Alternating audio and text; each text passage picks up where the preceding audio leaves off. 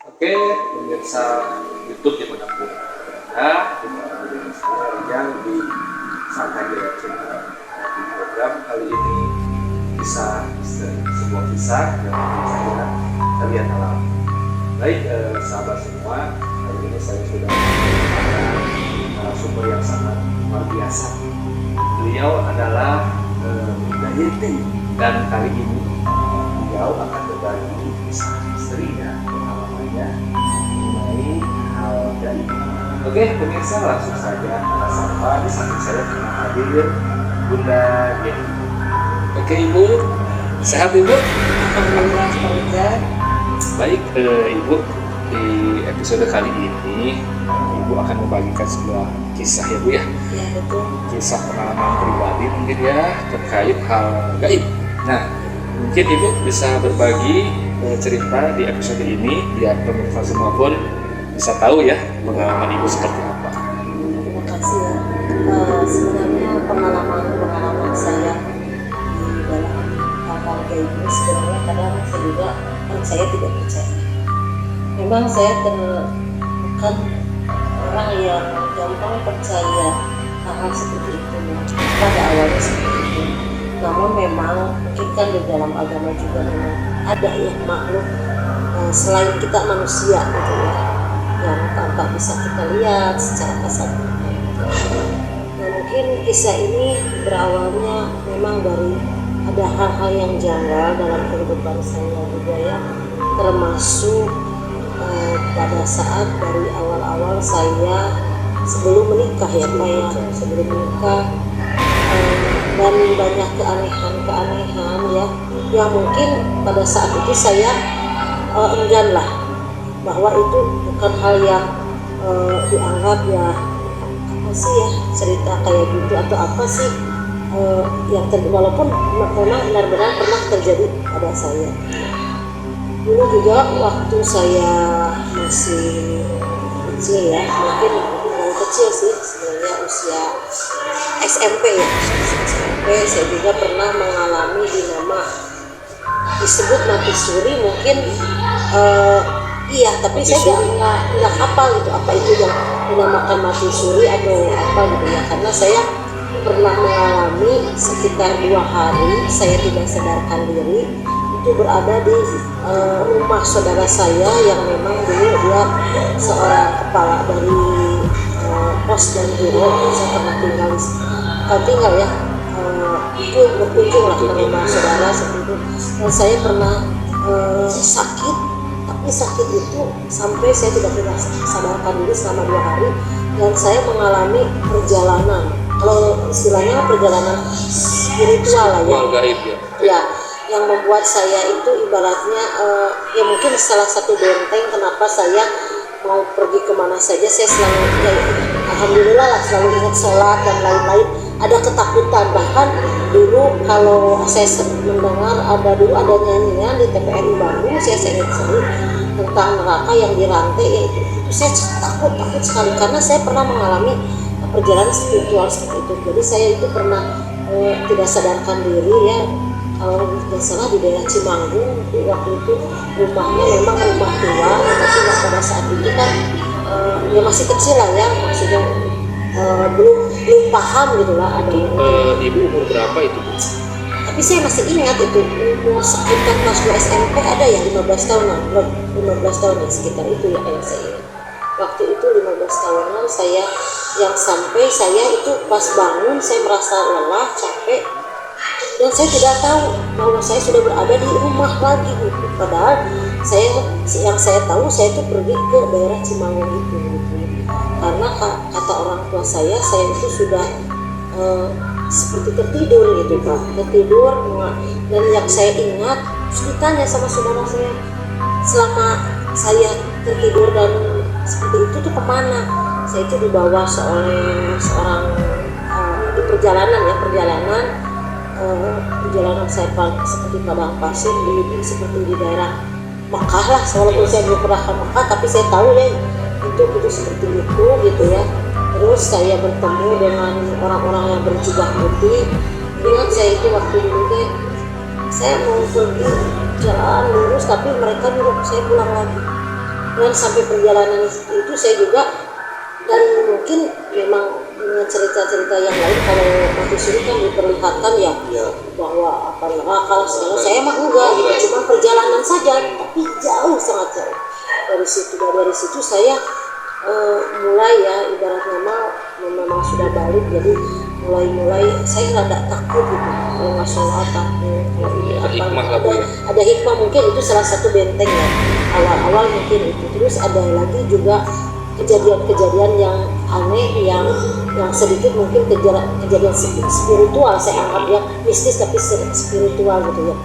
Saya juga pernah ya, jadi waktu saya usia 22-23 lah ya, kebetulan ya namanya usia itu kan saya sudah punya pacar ya Pak, waktu itu kan masih lajang punya pacar, dan waktu itu pacar saya kan udah lama pacaran 4 tahun, tidak ada masalah apa-apa. Nah saya itu kan kos ya di daerah Koko waktu itu ada kontrakan, tapi kontrakan itu jauh dari mana-mana ya, sana melang itu lewatin sungai-sungai. Saya kan tinggal yang kontrak itu 2 orang, tapi yang satu mah karena dia kerjanya pulang malam kayak di bank gitu ya, jadi cuma saya 4 kontrakan, tapi cuma saya sama dia yang isi, yang lainnya kosong. Tiba-tiba ya saya pernah terjadi ada seseorang yang ngetuk pintu, tapi saya tidak buka. Apa itu Jam berapa itu? itu sekitar jam 11 malam, saya tidak mau buka. Lalu ada seorang perempuan nangis, tapi kayak suara ibu saya nangis. Nah itu ada ibu saya, kayak suara ibu saya manggil saya, tapi kan kata orang ya jangan kalau ada orang yang manggil jangan pernah ini ya pernah menyahut lah gitu ya Pak. Tapi saya nggak nyahut gitu ya karena saya takut, cuman saya suaranya nyaring. Terus seperti ada kayak dari lorongkan lah bahasa Sundanya mah, dekat itu pintu ya kan ada yang bolongan yang biasa ya, bolong sedikit gitu ya, ada masuk ya, ada seorang kayak yang dia masuk, terus bilang kamu bakalan kehilangan, saya bilang kehilangan apa gitu. Ternyata besoknya ada orang dari pacar saya yang saya sudah priwet ya, udah tahu lah sebagai keluarga gitu. Ternyata ya dia putusin lah dengan tanpa ada alasan. Nah itulah sedikit ya mungkin perjalanan awal-awal kenapa saya kok bisa seperti ini, kok bisa seperti itu. Cuman dari situ saya juga tidak percaya itu bahkan hanya kebetulan dari 2 pengalaman saya yang seperti ini kebetulan, cuman ada satu yang bisa menarikkan ini yang bikin saya oh benar ya ada gitu, meyakini hal itu. Tapi memang kan di dalam agama kita harus yakin kan seperti itu ada. Cuman ini yang membuat saya yakin, dan saya juga tidak habis pikir dari nalar pikiran otak saya kok bisa gitu. Jadi ceritanya gini awalnya ya, saya kan punya anak 2 ya, yang kedua itu perempuan ya, yang saya bilang itu misringkin ya. Jadi anak itu sebenarnya anak-anak saya itu kecil-kecil ya Pak, kecil tapi ya mereka nggak mau diem gitu, kecil-kecil gimana. Ini perjalanan kisah anak saya yang kedua perempuan yang misringkin itu namanya Felicia ya. Di situ anak saya kan waktu itu lahir kecil ya, kondisinya kecil sekali, kecil. Sampai kan orang bilang ini kenapa ada kelainan atau apa gitu ya. Terus saya bolak balik ke rumah sakit di desa itu, tapi sehat alhamdulillah sehat. Yang menjadi aneh dari anak saya itu kalau hamil sih dia sebenarnya normal saja, kuat gitu ya. Hamil kuat kan dibilang kuat, kalau dia biasa lah, normal biasa seperti ibu hamil lainnya. Cuman yang pas setelah melahirkan itu ada sekitar 1 minggu setelah melahirkan anak saya kan biasa ya seminggu atau 2 minggu gitu ya, pokoknya kurang dari sebulan lah ya. Waktu itu kita mengadakan acara nikahan gitu ya, cuman karena saya orangnya kan tidak mau banyak orang ya, jadi semuanya pesen, cuman ada yang di rumah yang bantu hanya mama saya, bapak saya, suami saya juga kerja, saya cuma 3 orang di rumah teh, ada 3 orang. Paling nenek saya yang nggak bisa jalan ya, susah jalan gitu, semuanya ada di dapur. Kan rumah saya itu kalau kalau keluar pasti satu pintu itu ya, ada yang pintu belakang tapi pasti lewat ke situ gitu ya. Nah pokoknya saya kan, karena anak saya tidur itu siang ya, kondisinya siang, saya juga aneh sih, padahal siang hari gitu ya, sekitar jam 10-an lah ya, nggak ada siapa-siapa. Anak saya kebetulan yang paling gede lagi main, saya kunci karena takut ribut kan, kunci ya, tinggal satu pintu itu yang ke tengah yang nggak dikunci, tapi di situ di depan pintu itu saya, ibu saya sama nenek saya sedang inilah biasa bungkus mau acara gitu ya, cuman acaranya besok, jadi kita bungkusin apa gitu di situ ya. Jadi pintu depan itu dikunci sama saya, kuncinya dari dalam.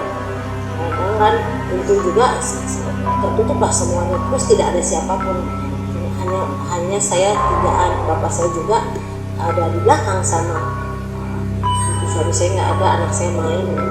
Nah saya lagi anteng, udah sejam anak saya belum bangun karena dia tuh susah tidur, susah nyusu.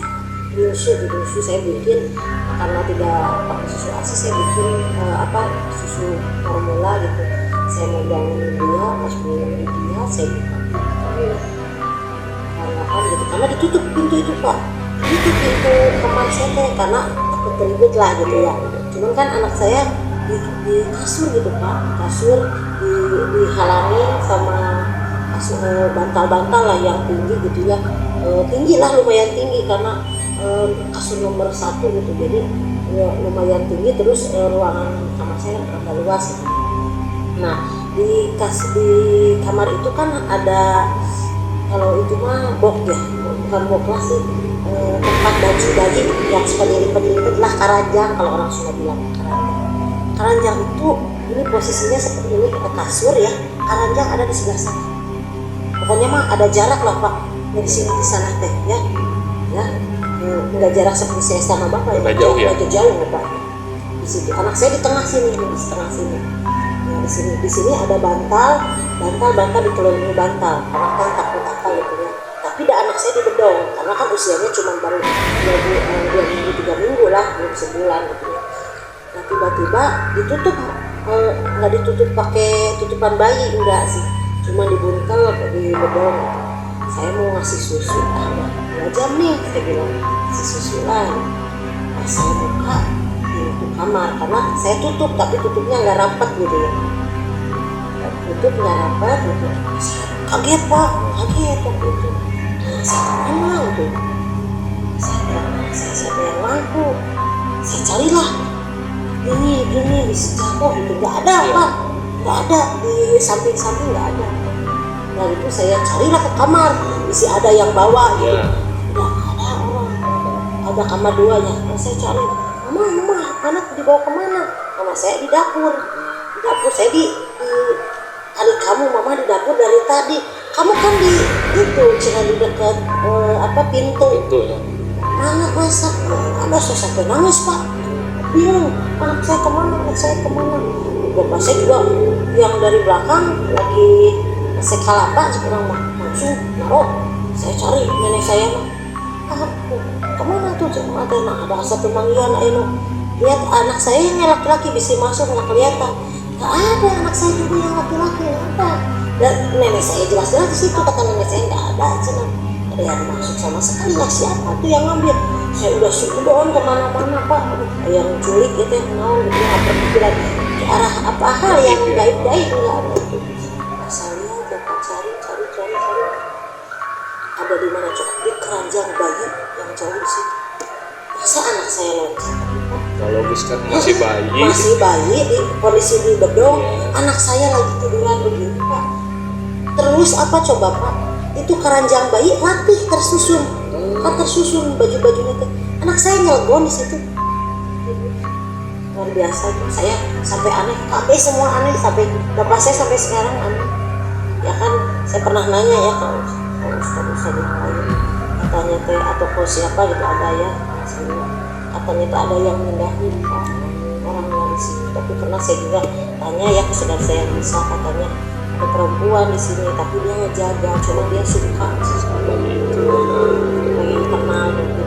Ya dia seusia ibu saya kan, tapi dia mah bagus ngejagain rumah. Karena cuma pengen ini lucu gitu. Kan dari situ saya rada-rada ya Allah mungkin ada benar, cuma saya mah selalu bilang bahwa ya kita lah lain dunia lah, sama-sama saling mengganggu saja gitu. Kalau mau tinggal silahkan, tapi jangan ganggu, itu saja cerita kisah saya yang memang saya akhirnya dari situ ya saya bukan mempercayai ada makhluk lain selain kita manusia ini. Kita ambil hikmahnya, jangan kita berbuat sombong lah, kesian kamu naon apa gitu ya. Jadi mungkin itu salah satu ilmunya, salah satu mungkin teguran bahwa kita teh harus ada lah sopan tata krama, sopan santun dan lain-lain teh, mungkin karena memang ada di sekitar. Sekali ya Bu, cerita Ibu ini yang bikin saya bertanya-tanya kan bayi yang bisa dipindahin gitu. Nah, misalkan dalam tanda kutip itu makhluk gaib. Itu menurut wawasan yang saya tahu Bu ya, itu bisa jadi makhluk itu energinya kuat Bu. Betul. Sampai dia kan, kita di antara alam dunia dan alam gaib itu ditutup hijab Bu. Jadi dia bisa masuk ke dimensi kita sampai bisa memegang benda padat, termasuk bayi kan benda padat. Iya. Itu luar biasa energinya berarti. Bisa sampai bisa dipindahin. Nah, itu. Iya. Sampai sekarang itu keluarga saya juga sampai sekarang masih misteri itu. Masih tinggal di sana ya? Alhamdulillah saya tidak akan pindah kayaknya. Oh gitu. Karena Betah ya? Ya betah, dan alhamdulillah ya kita tidak saling mengganggu, karena saya juga tahu ya maksudnya kalau kita punya niat baik mah enggak akan. Iya. Karena sudah jelas Bu ya, Allah menciptakan jin dan manusia untuk sama-sama beribadah ya. Mungkin kita harus meyakini hal itu. Jadi sahur seputar pun mah Allah subhanahu Ya, betul. jaga adabnya dimanapun kita berada, lepas dari Allah. Nah betul, mungkin itu salah satu teguran juga bagi saya, karena saya kurang mempercayai, tapi ya setidaknya ini sudah jadi pembelajaran. Sekarang mulai yang ada gitu ya. Betul. Oke, Bunda Yenti, terima kasih ya atas waktu luangnya telah berbagi cerita di program Sangat Jaya ini di YouTube. Mudah-mudahan ini bisa menjadi inspiratif dan bisa kita ambil hikmah dari kejadian ini. Mudah-mudahan kita semakin yakin adanya Allah, ada makhluk-makhluk lain selain manusia. Oke, Ibu, terima kasih. Sama-sama Farjan. Oke, sahabat semua berada dalam saya dan Yenti, semoga bermanfaat dan ya bahwa kemudian itu tidak lepas dari dan jangan lupa juga bagi sahabat semua yang Yenti eksis itu akan kita saja sebenarnya Bunda Yenti. Oke, sekian di episode kali ini, sampai jumpa di episode selanjutnya. Assalamualaikum warahmatullahi wabarakatuh.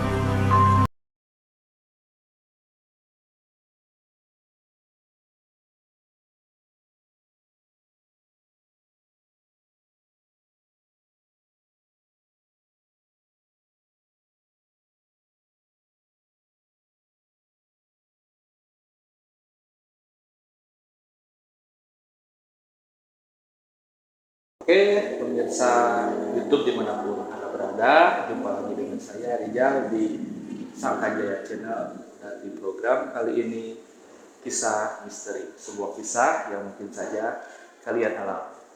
Baik, sahabat semua, kali ini saya sudah kedatangan narasumber yang sangat luar biasa. Beliau adalah Bunda Yenti. Beliau sangat fenomenal, sangat energik sekali. Dan beliau sering disapa Miss Ringkit karena anaknya itu yang sangat lucu sekali. Dan Bunda Yenti ini sangat aktif di media sosial TikTok. Dan kali ini beliau akan berbagi kisah misterinya, pengalamannya mengenai hal gaib. Oke, pemirsa, langsung saja kita sapa. Di samping saya telah hadir Bunda Yenti. Oke, Ibu, sehat Ibu? Alhamdulillah Farjan. Baik, Ibu, di episode kali ini Ibu akan membagikan sebuah kisah ya Bu ya. Ya betul. Kisah pengalaman pribadi mungkin ya terkait hal gaib. Nah, mungkin Ibu bisa berbagi cerita di episode ini biar pemirsa semua pun bisa tahu ya pengalaman Ibu seperti apa. Terima kasih ya. Sebenarnya pengalaman saya di dalam hal-hal gaib ini sebenarnya kadang saya juga percaya tidak percaya. Memang saya bukan orang yang gampang percaya hal-hal seperti itu ya. Pada awalnya seperti itu.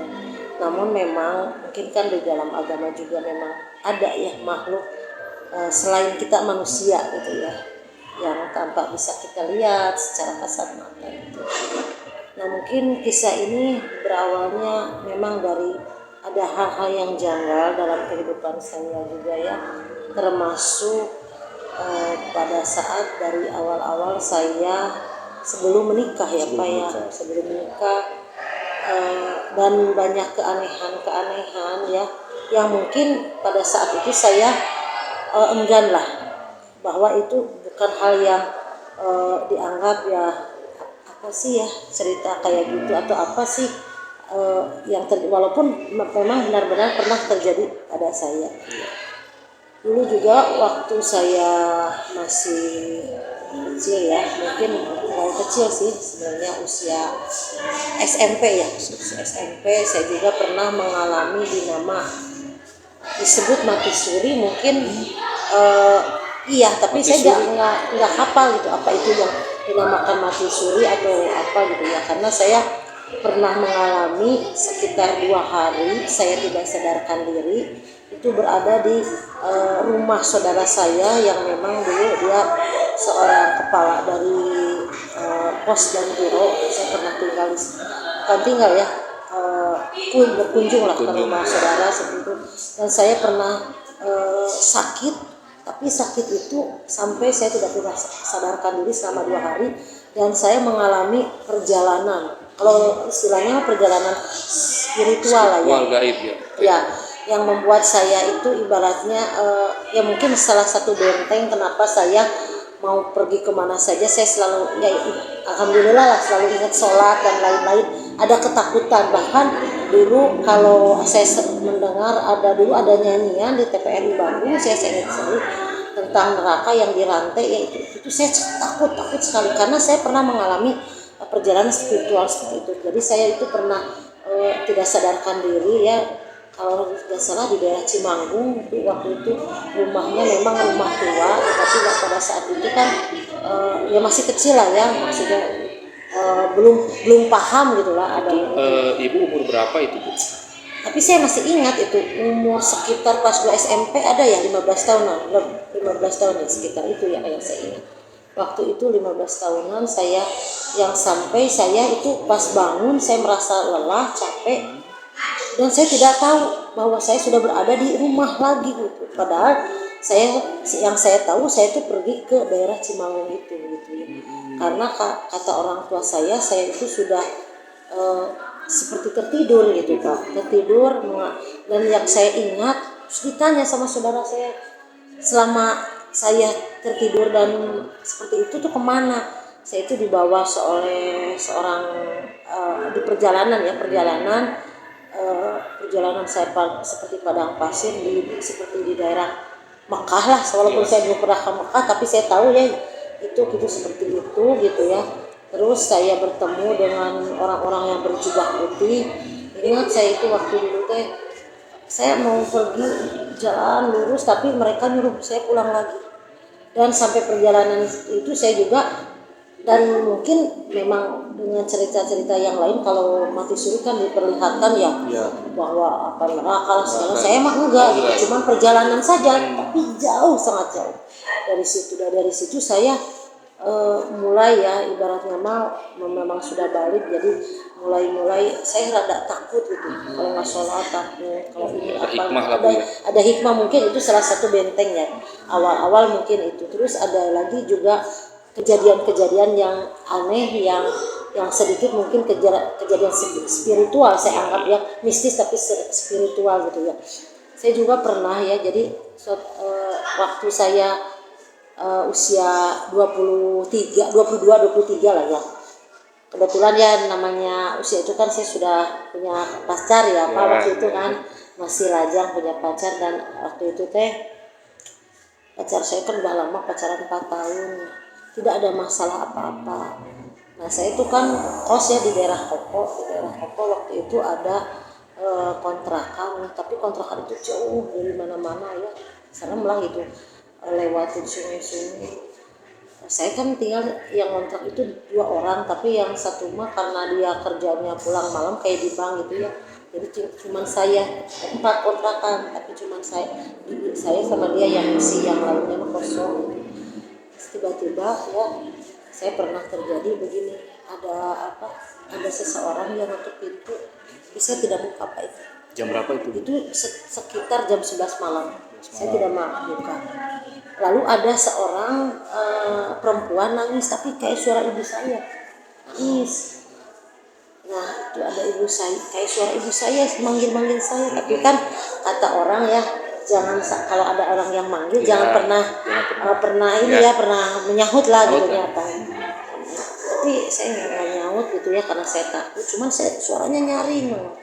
Terus seperti ada kayak dari lorong kerang lah, bahasa Sundanya mah, itu pintu ya kan ada yang bolongannya biasa ya, bolong sedikit itu ya, ada masuk ya, ada seorang kayak yang ada yang masuk, terus bilang kamu bakalan kehilangan gitu.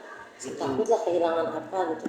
Ternyata besoknya ada WA dari pacar saya, yang saya sudah priwed ya, udah tahu lah sama keluarga gitu. Ternyata ya dia mutusin lah dengan tanpa ada alasan. Ya itulah sedikit ya mungkin perjalanan awal-awal kenapa saya kok bisa seperti ini, kok bisa seperti itu. Cuman dari situ saya juga tidak percaya itu makan hanya kebetulan. Dari 2 pengalaman saya yang seperti ini kebetulan. Cuman ada satu yang kisah menarik Pak Rijal. Ini yang bikin saya oh benar ya, ada gitu, meyakini hal itu. Tapi memang di dalam agama kita harus yakin kan, seperti itu ada. Cuman ini yang membuat saya yakin, dan saya juga tidak habis pikir di nalar pikiran otak saya kok bisa gitu. Jadi ceritanya gini awalnya ya. Saya kan punya anak 2 ya.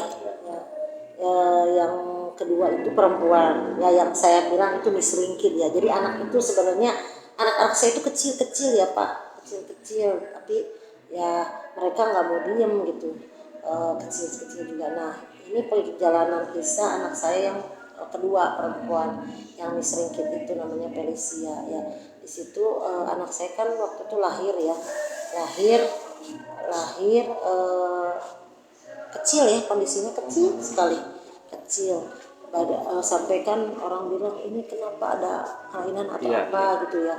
Terus saya bolak-balik ke rumah sakit, dites ini itu, tapi sehat, alhamdulillah sehat. Yang menjadi aneh dari anak saya itu, kalau hamil sih dia sebenarnya normal-normal saja, kuat gitu ya. Hamil kuat kan, dibilang kuat, kalau ya biasalah normal biasa seperti ibu-ibu hamil lainnya. Cuman yang pas setelah melahirkan itu ada sekitar 1 minggu setelah melahirkan anak saya, kan biasa ya seminggu atau 2 minggu gitu ya, pokoknya kurang dari sebulan lah ya. Waktu itu kita mengadakan acara muekahan gitu ya. Cuman karena saya orangnya kan tidak mau banyak orang ya, jadi semuanya pesen. Cuman ada yang di rumah yang bantu-bantu hanya mama saya, bapak saya, suami saya juga kerja. Saya cuman 3 orang di rumah, ada 3 orang. Paling nenek saya yang nggak bisa jalan ya, susah jalan gitu, semuanya ada di dapur. Kan rumah saya itu kalau keluar Pak pasti satu pintu itu ya, ada yang pintu belakang tapi pasti lewat ke situ gitu ya. Nah pokoknya saya kan, karena anak saya tidur itu siang ya, kondisinya siang. Saya juga aneh sih, padahal siang hari gitu ya, sekitar jam 10-an lah ya. nggak ada siapa-siapa. Anak saya kebetulan yang paling gede lagi main, saya kunci karena takut ribut kan, kunci ya. Tinggal satu pintu itu yang ke tengah yang nggak dikunci, tapi di situ di depan pintu itu saya, ibu saya sama nenek saya sedang inilah biasa bungkus lah, bungkus mau acara gitu ya, cuman acaranya besok, jadi kita bungkusin apa gitu di situ ya. Jadi pintu depan itu dikunci sama saya, kuncinya dari dalam ya, kan pintu juga tertutup lah semuanya, terus tidak ada siapapun, hanya saya tigaan, bapak saya juga ada di belakang sama itu suami saya nggak ada, anak saya main gitu. Nah saya lagi anteng, udah sejam nih anak saya belum bangun karena dia tuh susah tidur, susah nyusu. Saya bikin karena tidak pakai susu ASI, saya bikin susu formula gitu. Saya mau bangunin dia, pas bangunin dia saya buka pintu ya, perlahan-lahan gitu, karena ditutup pintu itu Pak, ditutup pintu kamar saya teh karena takut ribut lah gitu ya. Cuman kan anak saya di kasur gitu Pak, di kasur dihalangin sama kasur, bantal-bantal lah yang tinggi gitu ya, tinggi lah, lumayan tinggi karena kasur nomor 1 gitu, jadi lumayan tinggi. Terus ruangan kamar saya rada luas gitu. Nah di kamar itu kan ada, kalau itu mah box ya, bukan box lah sih, tempat baju bayi yang suka dilipat-lipat lah, karanjang kalau orang Sunda bilang karanjang itu, ini posisinya seperti ini, kasur ya, karanjang ada di sebelah sana. Pokoknya mah ada jarak lah Pak dari sini ke sana teh ya, enggak jarak seperti saya sama bapak ya, jauh ya, jauh Pak. Di situ anak saya di tengah sini, di setengah sini. Nah di sini ada bantal dikelilingi bantal karena kan takut apa gitu ya. Tapi anak saya di bedong karena kan usianya cuma baru 2 minggu 3 minggu lah, belum sebulan gitu ya. Nah tiba-tiba ditutup, nggak ditutup pakai tutupan bayi, enggak sih, cuma dibuntel di bedong gitu. Saya mau ngasih susu, udah 2 jam nih saya bilang, kasih susu lah gitu. Pas saya buka pintu kamar, karena saya tutup tapi tutupnya nggak rapat gitu ya, tutup nggak rapat gitu. Saya kaget Pak, kaget waktu itu, anak saya kemana gitu. Saya bilang, anak saya siapa yang mangku, saya carilah gini bisa jatuh gitu, nggak ada Pak, nggak ada, di samping nggak ada. Udah gitu saya carilah ke kamar, isi ada yang bawa gitu, tapi nggak ada orang. Ada kamar 2-nya, saya cari, mama anak dibawa kemana? Mama saya di dapur saya di hari kamu mama di dapur dari tadi, kamu kan di itu cina di dekat pintunya. Mana masak, ada saya sampai nangis Pak, bingung, anak saya kemana. Bapak saya juga yang dari belakang lagi masak kalapa, kurang langsung naruh. Saya cari nenek saya mah, kemana tuh cek mata? Nah ada satu manggian, lihat anak saya yang laki-laki bisa masuk nggak kelihatan, nggak ada. Anak saya juga yang laki-laki nggak ada, dan nenek saya jelas-jelas di situ, kata nenek saya nggak ada, cina ada yang masuk sama sekali lah. Siapa tuh yang ngambil? Saya udah suudon kemana-mana Pak, yang culik ya teh naon gitu ya, nggak berpikiran ke arah apa hal yang gaib-gaib, nggak ada itu. Pas saya lihat ya Pak, cari ada di mana coba, di keranjang bayi yang jauh di situ. Masa anak saya loncat itu Pak? Gak logis kan, masih bayi di kondisi di bedong, anak saya lagi tiduran begini Pak. Terus apa coba Pak? Itu keranjang bayi rapih tersusun, kan tersusun baju-bajunya teh. Anak saya nyelegon di situ. Luar biasa itu. Saya sampai aneh, KB semua aneh, sampai bapak saya sampai sekarang aneh. Ya kan saya pernah nanya ya ke ustaz yang lain. Katanya teh atau ke siapa gitu ada ya, saya juga. Katanya teh ada yang mindahin Pak, orangnya di situ. Tapi pernah saya juga tanya ya ke saudara saya bisa, katanya ada perempuan di sini tapi dia ngejaga, cuma dia suka sama bayi itu, pengen kenal mungkin, dan dia seusia ibu saya katanya seperti itu. Tapi dia mah bagus, orangnya ngejagain rumah, nggak akan cuma pengen ini lucu gitu. maka dari situ saya rada-rada ya Allah mungkin ada benar, cuma saya mah selalu bilang bahwa ya kita lah lain dunia lah, sama-sama saling jangan mengganggu saja gitu. Kalau mau tinggal silahkan, tapi jangan mengganggu. Mungkin itu saja paling cerita kisah saya yang memang saya akhirnya dari situ ya saya bukan mempercayai ada makhluk lain selain kita manusia ini. Kita ambil hikmahnya, jangan kita berbuat sombong lah, kesian karena naon apa gitu ya. Jadi mungkin itu salah satu ilmunya, salah satu mungkin teguran bahwa kita teh harus ada lah sopan tata krama, sopan santun dan lain-lain teh, mungkin karena memang ada di sekitar kita gitu ya Pak Rijal. Oke, sangat menarik sekali ya Bu. Cerita Ibu ini yang bikin saya bertanya-tanya, kan bayi ya Bu bisa dipindahin gitu. Nah misalkan dalam tanda kutip itu makhluk gaib, itu menurut wawasan yang saya tahu Bu ya, itu bisa jadi makhluk itu energinya kuat Bu. Betul. Sampai dia kan, kita di antara alam dunia dan alam gaib itu ditutup hijab Bu.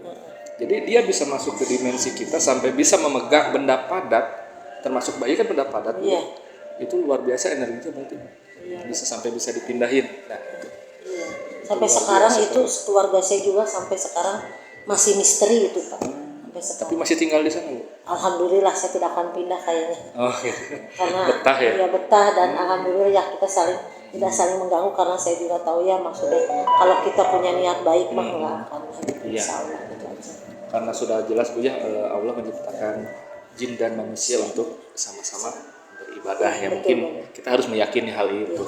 Jadi sahur sepuh kapun mah ulah sompral jaga adabna dimanapun kita berada, jangan lepas dari doa. Mungkin itu salah satu teguran juga bagi saya, karena saya kurang mempercayai, tapi ya setidaknya ini sudah jadi pembelajaran. Dan sekarang mulai benar ada gitu ya. Betul Pak. Iya.